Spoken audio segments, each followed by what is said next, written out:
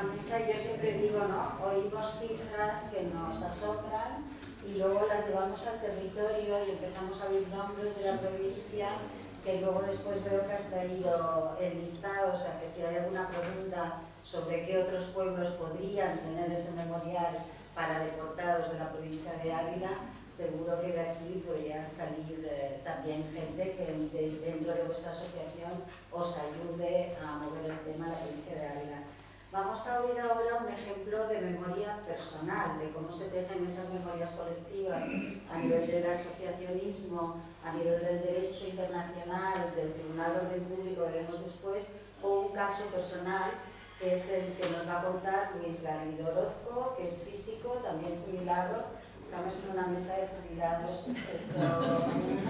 La gente que no esté jubilada ya sabéis a qué podéis dedicar parte de vuestra jubilación. Es físico jubilado y es hijo de republicanos españoles exiliados en Francia. Su padre, Albino Garrido San Juan, nació y era de Tornalizos de Ávila. Llegó a Francia el 22 de marzo de 1940 tras su exitosa fuga, hablando de fugas, del campo de concentración de Castuera. Empezamos estas jornadas hablando de una fuga de Cuelgamuros y de la película. Su madre, también exiliada porque nació y vivió en Madrid hasta noviembre de 1936, fecha en la cual ella y su familia fueron trasladados a Mollet del Vallès de la provincia de Barcelona, en estos actos de solidaridad que se produjeron en la España republicana respecto a la gente que tenía que dejar sus lugares de residencia, por ejemplo Madrid, por estar absolutamente abocado a los bombardeos y a los peligros de la guerra. Con la retirada, a principios de febrero de 1939, la madre llega a Francia y enseguida la mandan al departamento del Var. Aquí me he acordado de lo que nos contaba Concha ahora. Sus padres se conocieron a mediados del año 1943 cerca de Marsella. Al final de la Segunda Guerra Mundial se establecen en la región de Burdeos, donde Luis cursó sus estudios de física también. Ha nacido, estudiado y vivido siempre en Francia, pero se siente y es heredero del trauma que fue la guerra de España y la posguerra y por lo tanto está comprometido con la recuperación de la memoria del exilio. Es miembro de la Amical del Campo de Bourges, uno de los campos donde detuvieron a exiliados españoles del sur de Francia, y allí estuvo su padre prisionero un mes al cruzar la frontera francesa en marzo de 1940. Llegaron andando desde Castuera hasta cruzar los Pirineos, caminando solo de noche. Mantiene contactos muy estrechos con varias asociaciones de descendientes del exilio en Francia y con asociaciones memorialistas en España. Ha publicado numerosos artículos sobre el exilio español en revistas francesas y españolas y ha publicado y editado las memorias de su padre, que creo que tú mismo le animaste a escribir toda esta trayectoria. Están publicadas primero en francés y después una versión en castellano que se puede conseguir. Entonces, adelante, Luis, cuéntanos. Bueno.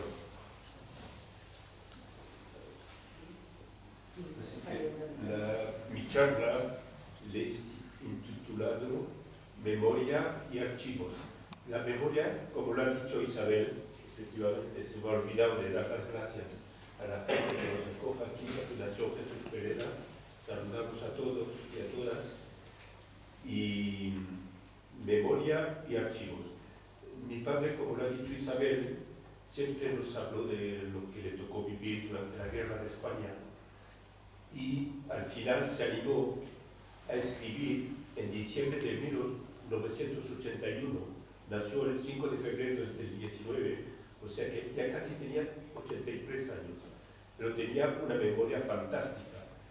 Y en el libro, que ha salido 10 años más tarde, relata lo que fue su infancia, el advenimiento de la República, la guerra, la posguerra, el campo de Castuera, la fuga, su llegada a Francia, los campos de concentración, que eran campos de concentración en Francia, los grupos de trabajadores extranjeros, bueno, lo que le tocó vivir. Y yo metiendo mis pasos en los suyos, he ido recorriendo los archivos para encontrar trazas de lo que contó mi padre en primera persona muchos años antes de que, tras lo que pudo investigar yo con la ayuda de gente en España, estuve presencialmente en algunos archivos, pero mucha gente me ayudó a averiguar que efectivamente lo que contó mi padre era pura realidad. Entonces de eso ha salido el libro Una larga marcha, que publicamos primero en el 2012 en Francia y después al año siguiente lo tradujimos al castellano y fue el editorial Milenio que lo publicó. O sea que he recorrido varios archivos. Primero, hay constancia, he encontrado muchos expedientes porque más allá del caso de mi padre, he mirado la gente que él menciona y que conoció.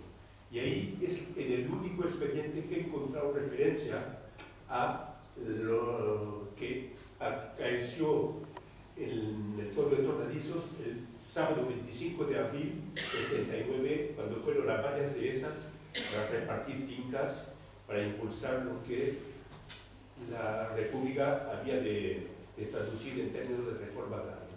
Y ese es el expediente de Joaquín Ajates Garrido, que también estuvo con él en la columna Mangada y en la 34 Brigada Mixta después.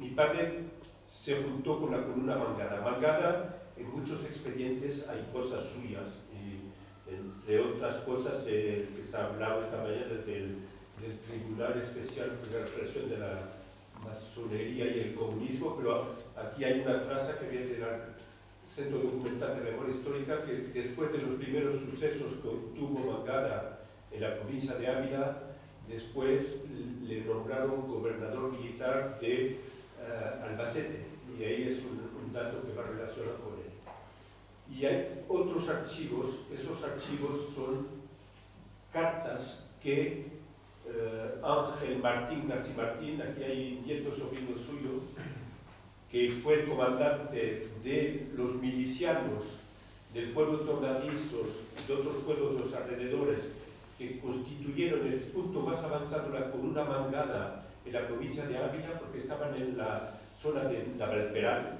en la estación de Navalgrande, y esas son cartas que Ángel escribe a mi padre, hablándole, haciendo referencia a Mangada y diciendo al final que Mangada pudo, con la ayuda de los esperantistas, Mangada era un esperantista destacado, pudo emigrar a México.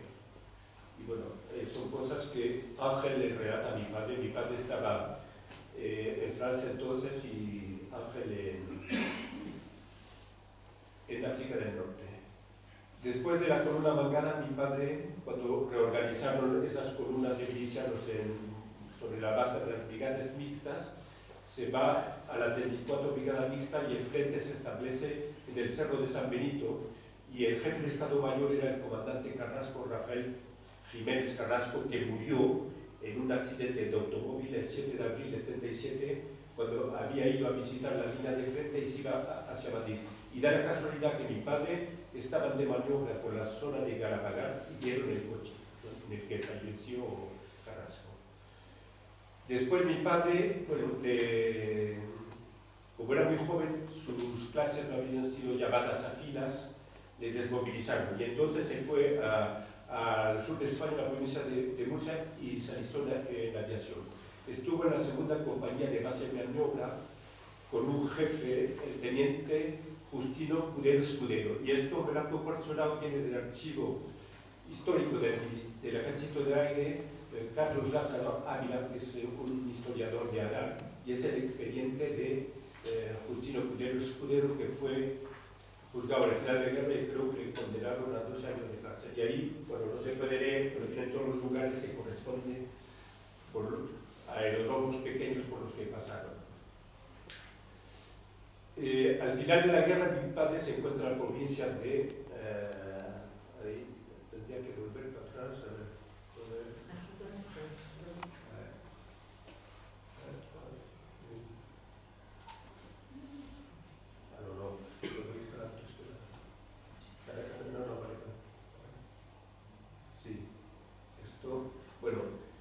28 de marzo tienen que entregarse a las fuerzas franquistas. No sé por qué no funciona bien esto.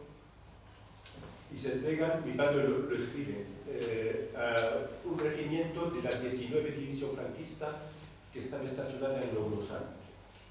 El que mandaba esa división era un verdadero criminal de guerra que se llamaba Francisco Adame Triana. Cuando se presenta la delegación para parlamentar, en fin, para entregarse a los franquistas, aparta a un capitán médico, que era, según mi padre, responsable del hospital base de la 66 Brigada Mixta, y a un teniente del Ejército del Pueblo, y en el acto los fusilan.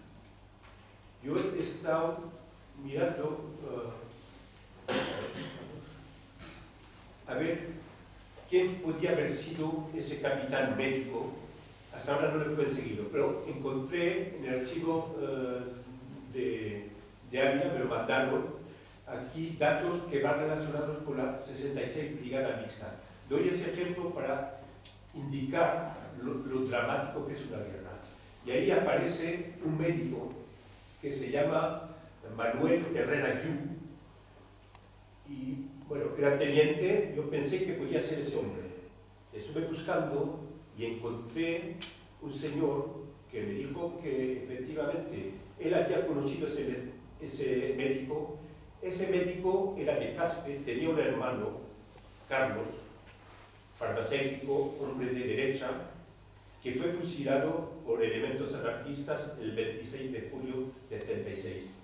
Y su hermano, Manuel, que tuvo que alistarse con las fuerzas republicanas, era partidario del régimen. Así que aún no he encontrado ese capitán médico y es lo que era una tarea que tengo pendiente. Después, en el Archivo Histórico de la Defensa, aquí está el expediente de mi padre.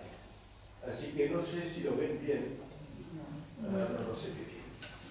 No se ve bien. Esto es la ficha que rellena mi padre cuando llega a la Castuera, tiene que rellenar la ficha. Es la letra A. O sea que la letra A lo clasificaban por 4 categorías: A, B, C, D. A eran los más peligrosos, y esos, en los primeros meses de funcionamiento del campo de concentración de Castuera, esos hombres eran asesinados. Había sacas, los falangistas de los alrededores venían y los asesinaban. La suerte que tuvo mi padre, porque ahí le clasifican A, o sea que aquí es el informe que viene de Tornadizos de Ávila, redactado por el secretario del ayuntamiento, Ildefonso Martín, firmado por el jefe de Falange de la Cruz y por el alcalde, y ahí le cargan a mi padre de todo lo que pudo ocurrir o no ocurrir con el corte franquista de la época, y aquí al margen ponen incomunicar, y es ahí cuando le condenan a muerte en realidad. Y la suerte que tuvo es que le metieron en el barracón número 80 dos incomunicados. De ese barracón sacaron alrededor del 7 de julio 20 o 30 presos, los llevaron a un barracón cerca de la salida del campo, clavaron puertas y ventanas, y ellos ya sabían que era la última salida esa. Pero lo que pasó, que ese día o la víspera cambió el jefe de campo, y el jefe de campo, que fue un hombre de entonces que se llamaba Antonio Valverde Ferreras, se opuso a esa sala. Y a partir de entonces las cosas en Castuera se normalizaron un poco, fueron juzgados por tribunales militares por lo que representaba aquello, pero no fueron asesinados como se asesinaban hasta entonces. Y el hito más importante que ocurre es en 2008 Antonio López, historiador del campo de Castuera, en el Archivo General de Administración encuentra el expediente instruido por las autoridades franquistas para indagar en qué condiciones se produjo esa fuga. Ahí aparece todo lo que contó mi madre, ahí aparece. Los nombres de los 6 fugados, se fugaron 6 y todo. Está firmado por Máximo Cuervo Rayales, que era el director general de campos de concentración de prisioneros.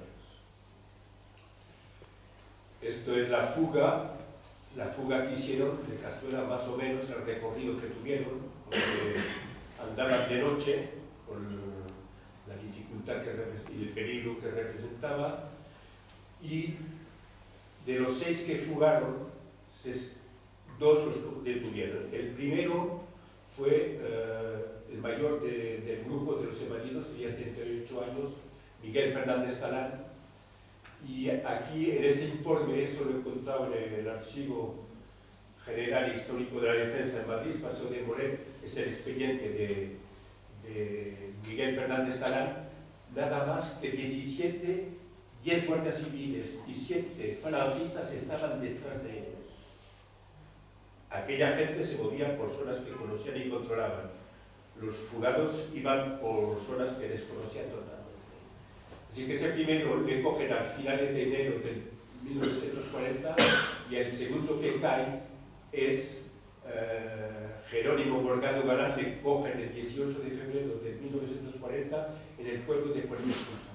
Y ahí presenta él, bueno, lo presenta a mi padre, que era el más joven, le presenta como el jefe investigador de la fuga. En realidad no era totalmente eso, porque sí, lo que mi padre se pudo contarse es un libro de geografía que nos permitía más o menos de orientarse por las zonas por las que iban viajando. Ahora, sí, en el archivo histórico del Partido Comunista he encontrado algunos datos relacionados con Félix Navarro Serrano, que era el comisario político de la 41 División, donde está mi padre de Extremadura, y mi padre, son casualidades, ya en Francia en el año 42 vio a un hermano de Félix Navarro que le dijo entonces que Félix había conseguido llegar a la Unión Soviética. Lo que sabía mi padre es que cuando el golpe de Casado en la 41 División hubo intentos y el jefe militar, Damián Fernández Calderón y Félix Navarro, bueno, intentaron apoyarse sobre guerrilleros para tomar el control de la 41 División del 7º Cuerpo de Ejército, pero no lo consiguieron. Y entonces se fueron hasta Valencia andando, como pudieron, y subieron en un buque de Zampillón que los llevó a Oban. De Oban fueron al campo de Bogarri, al sur de Argel, y de allí el Partido Comunista sacó a varios militantes y fueron de Argel a Marsella en barco, de Marsella a Le Havre en tren, y de Le Havre salen del Cooperancia, un barco soviético que los lleva a Leningrado. Y ese informe que Félix Navarro se redacta sobre los acontecimientos en el 7º Cuerpo de Ejército y la 41 División, lo hace al bordo del Cooperancia, que le lleva efectivamente a Unión Soviética, como su hermano se lo contó a mi padre. En el archivo del Partido Comunista también hay 2 informes relacionados con Félix Navarro Serrano y Damián Fernández Calderón. Hay otro archivo importante que es el Archivo Nacional de Ultramar, no sé cómo se dice aquí, Ultramar, y donde pedí informes sobre esos que estuvieron con mi padre, Damián y Félix, y también por Ramón Barros Santos, que era un militante, un dirigente comunista también que estaba con ellos, y su hija Maribel vive en la República Dominicana, y ella me ayudó en el principio a buscar cosas de esas, y entre otras cosas contacté con el archivo ruso, el Ergaspi, donde allí tienen los expedientes de Félix Navarro y de Damián Fernández Calderón. No sé si se ve la fecha. O sea que me encontraron los documentos, me mandaron el presupuesto, pero imposible de mandar el dinero allí. En la época en la que hizo. Hay gente, entre otras cosas, Maribel Barros, que lo ha obtenido para su padre de una forma muy sencilla. Para mí ha sido imposible. O sea que hay datos allí que sé que están, que son los expedientes, porque cuando llegaban a la Unión Soviética, claro, los rusos querían saber de dónde venían, qué habían hecho, qué representaba esa gente, y ahí están. No sé si un día lo recogeré, me interesaría mucho hacerlo.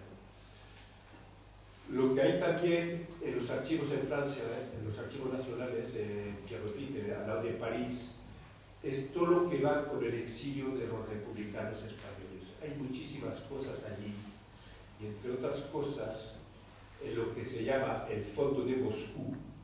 Ahí he encontrado las fichas de mi padre y de sus compañeros. Esta es la de ¿cómo se llama ya? Se me escapa el nombre. José María Tarifa Trinidad.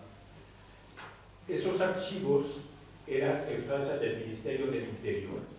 Los llaman archivos de Moscú porque los alemanes, claro, el 14 de junio del 40 llegan a París, van a estar allí hasta que los echen el 24 de agosto del 44. Todos esos archivos se los llevan a Alemania. Cuando los soviéticos llegan a Alemania, esos archivos los recogen y se los llevan a Rusia. Y los archivos los han devuelto a finales de los años 1990, principios del 2000, y es el Fondo de Moscú, y hay miles y miles de documentos. Y ahí viene la fecha que mi padre dice, llegamos a Francia el 22 de marzo.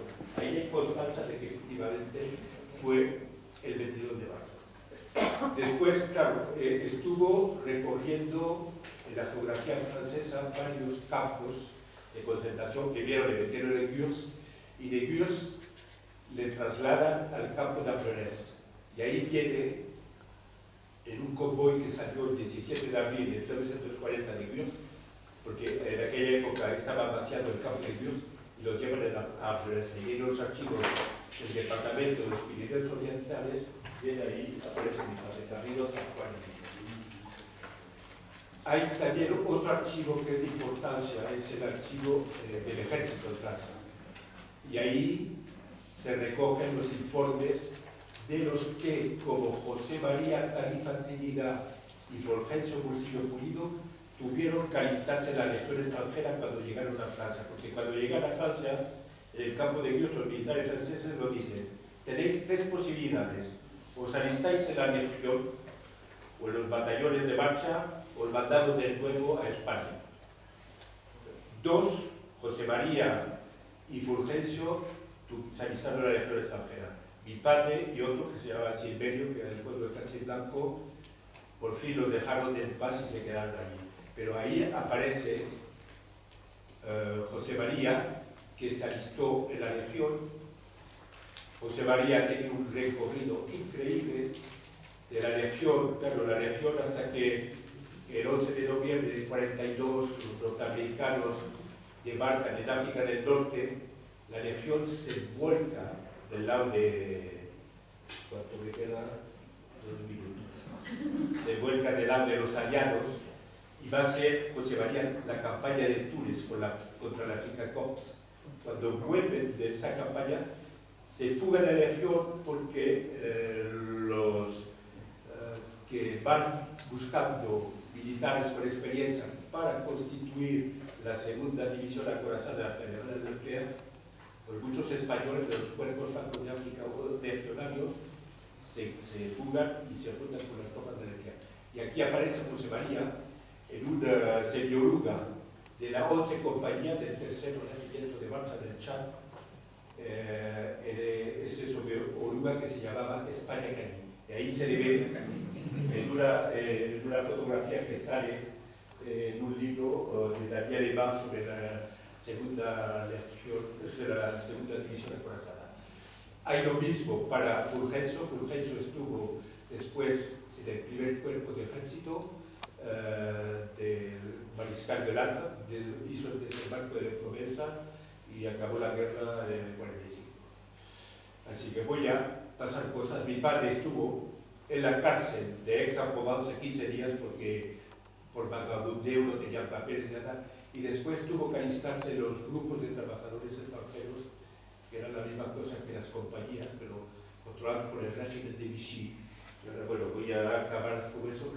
Y para escapar, lo que hacía el régimen de Vichy, colaboraban con los alemanes y buscaban españoles y mandaron a muchísimos a las bases submarinas. Y mi padre muchas veces se cambiaba de un grupo a otro, cambiando de identidad. con papeles falsos para escapar a esos. Y fue a finales del 42, de fuerza los cogieron, los metieron en un campo de Moulin en Marsella, de aquí se escapó y se fue a otro grupo de trabajadores extranjeros cogiendo, bueno, no tengo tiempo, no puedo contar todo eso para cosas muy bonitas en archivos particulares. Esto es el retrato de Jerónimo Morgado Galán, ese que cogieron el 18 de febrero del 40 en la provincia de Fuerte Escusa, que mi padre siempre pensó que le habían asesinado ese mismo día, porque al atardecer hubieron tiros por el monte, pero no. Jerónimo no fue asesinado, le hicieron prisionero, estuvo en la cárcel provincial de Cuenca, y en la cárcel provincial de Cuenca había un artista, un pintor, que había estudiado Bellas Artes en Valencia, Emiliano Lozano Moreno, y ese es un retrato que hizo a su compañero de cautiverio. Bueno, voy a dejarlo aquí, ¿no? Y para ver, voy hasta el final. Porque hemos visto claramente como una historia transmitida familiarmente, luego se puede hacer un seguimiento por los archivos buscando esos documentos de los que nos hablaba Ángel Viñas. Es un trabajo maravilloso que junta la historia personal individual con todo el grupo que se fugó del campo. Muchísimas gracias. Volveré otra vez. Mañana los de la